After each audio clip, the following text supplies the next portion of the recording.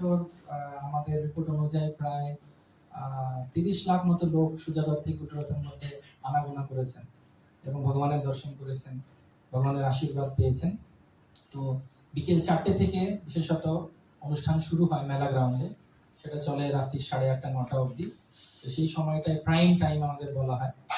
আর দিনের বেলাও ভাগবত কথা হবে 7 দিন সবার জন্য। তো আপনারা সবাই আসবেন।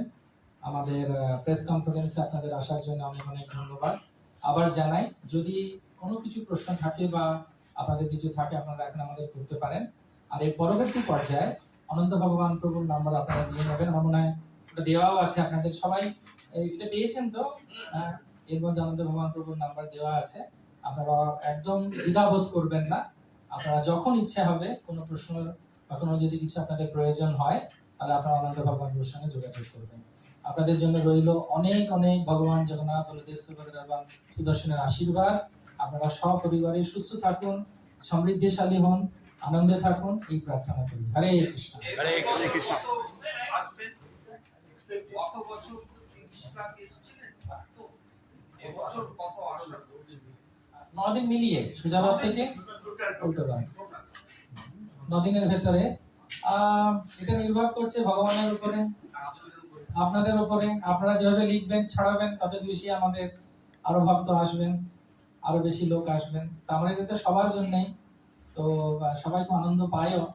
এবং এত বড় হারে এত সুন্দর একটা অনুষ্ঠান যে ইসকন আয়োজন করে, সেটা কলকাতাবাসীরা আমাদের পাশে থাকেন বলে আমরা করতে পারি। এবং কলকাতার জনসাধারণের উপরে জগন্নাথের একটা আশীর্বাদ, জগন্নাথ এই অনুষ্ঠান এখানে অনুষ্ঠিত করছেন। বিদেশি কতজন আসতে পারে আন্দাজ, কোন কোন দেশ? আমাদের Russia, China, America, Ukraine, Japan, আর মালয়েশিয়া, সিঙ্গাপুর, অস্ট্রেলিয়া থেকে ভক্তরা আসছেন। এবং ওনারা বিভিন্ন অনুষ্ঠানে কীর্তনও করবেন, ভজনও করবেন, ড্রামাতেও আছেন, আর ভগবানের সেবাতেও থাকবেন। আপনারা ওদেরকে দেখতে পাবেন।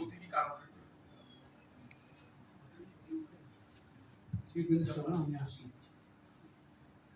আপনি বলেছেন আমাদের আমাদের জগতের সুবল মহারাজ আসবেন, প্রভু ভক্তি পুরুষোত্তম মহারাজ, অনেকজন আসবে। জগতাকে আমাদের আসতে পারবেন না, ওনার শরীর অসুস্থ, উনি হসপিটালে আছেন। প্রত্যেক বছর কালচার প্রোগ্রামটা তো হবে। ওটা তো হচ্ছে কালচার প্রোগ্রামে বিভিন্ন রকমের সাংস্কৃতিক অনুষ্ঠান এবং আনন্দ ভগবান যেরকম বললেন, গীতা নিয়ে চর্চা। আমাদের একটা প্রশ্ন উত্তরের বুথও থাকবে, যেখানে যে ধরনের প্রশ্ন আপনারা বর্তমান সমাজে যে আমরা দেখতে পাচ্ছি যে অসুবিধা যে সম্মুখীন হচ্ছে নব প্রজন্ম, তৎসঙ্গে যে একটা অস্থিরতা, সে সম্পর্কে আমরা প্রশ্ন করুন উত্তর পাবেন বলে একটা স্টল লাগানো হবে। সেখানে আধ্যাত্মিক মেলা গ্রাউন্ডে হবে বিকেল 4টে থেকে রাত্রি 8:30 অবধি। সেখানে আলোচনা সভা হবে। বিভিন্ন ব্যক্তিরাও আমাদের এখানকার যারা খুব প্রবীণ ব্যক্তি, যারা বিদগ্ধ বা পণ্ডিত শাস্ত্রজ্ঞ, তারাও থাকবেন। তারা এই বৈদিক শাস্ত্র অনুযায়ী তাদেরকে উত্তর দেবেন, যা অত্যন্ত যুগোপযুক্ত, প্রত্যেকটি যুগের জন্য সেটা উপযুক্ত। এই সময় দাঁড়িয়ে আপনারা বলছেন যে মেসেজ বার্তা আপনাদের প্রবলেমের শান্তি সম্প্রীতির কথা বলছেন, এই পুরো বিষয়টা বলা তাৎপর্য, কারণ রথযাত্রা শান্তি সম্প্রীতির কথা বলে। ইউক্রেন থেকে লোক আসছে, রাশিয়া থেকে লোক আসছে, আমি জানি বিশ্বজুড়ে একটা যুদ্ধের আবহাওয়া চলছে। ইসকন কি বার্তা রথযাত্রার মাধ্যমে দিতে চাইছে, কিন্তু বাংলায় বলে একটু সুবিধা হয়।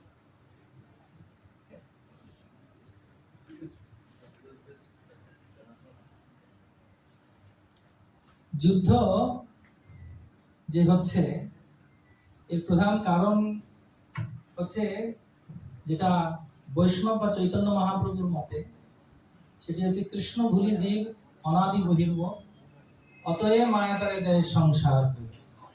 কৃষ্ণ ভুলি জীব ভগবাঞ্ছা করে, নিকটস্থ মায়াতারে ঝাপটিয়া থাকে। প্রত্যেকজন ব্যক্তির একটি অহংকার আছে 3 গুণের দ্বারা, যেটা ইসকনের প্রতিষ্ঠাতা আচার্য অভয়চরণ অরবিন্দ ভক্তিবেদান্ত স্বামী শিল প্রভুপাদ একটা খুব মজা করে বলেছিলেন, আমরা বলছি ইউনাইটেড নেশন, কিন্তু প্রত্যেকদিন একটা করে পতাকা বেড়ে যাচ্ছে। তাহলে ইউনাইটেড নেশনটা হলো কোথায়?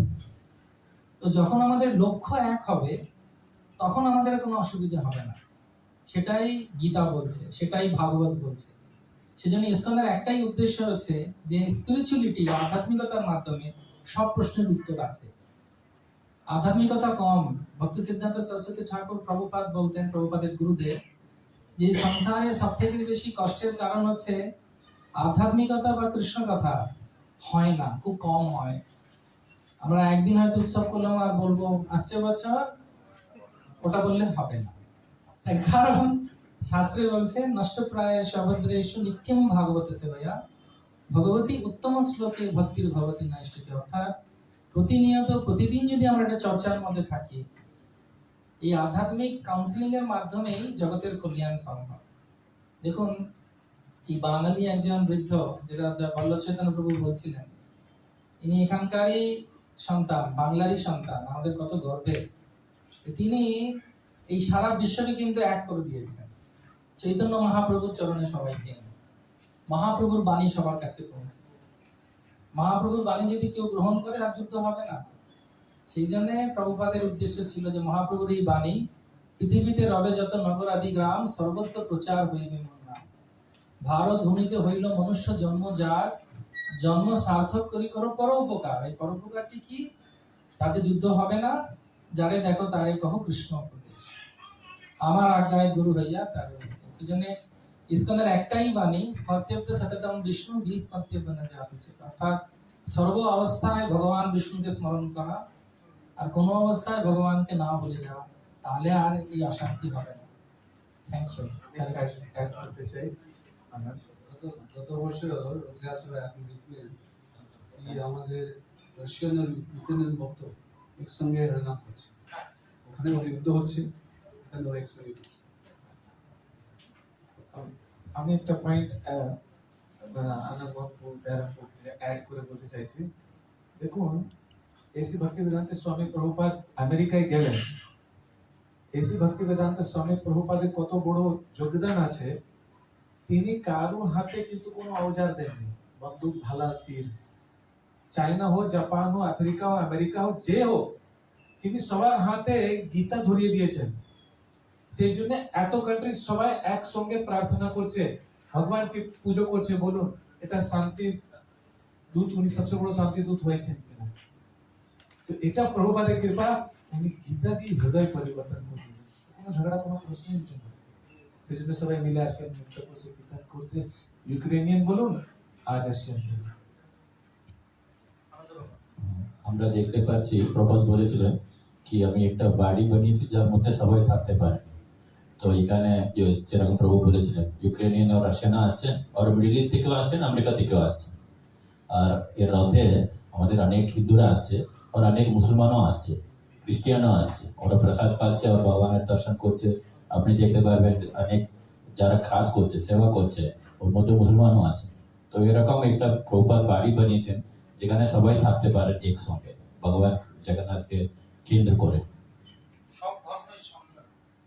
হ্যাঁ, বাবু, আমার একটা প্রশ্ন, মায়াপুরের স্পট আর কলকাতার স্পট, এই দুটোর মধ্যে তাৎপর্যপূর্ণটা কি আছে?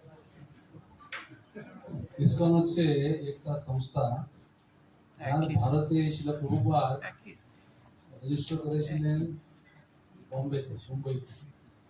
তো ইসকনের হেড অফিস হচ্ছে মুম্বাই, আর কলকাতা এবং মায়াপুর হচ্ছে ব্রাঞ্চ।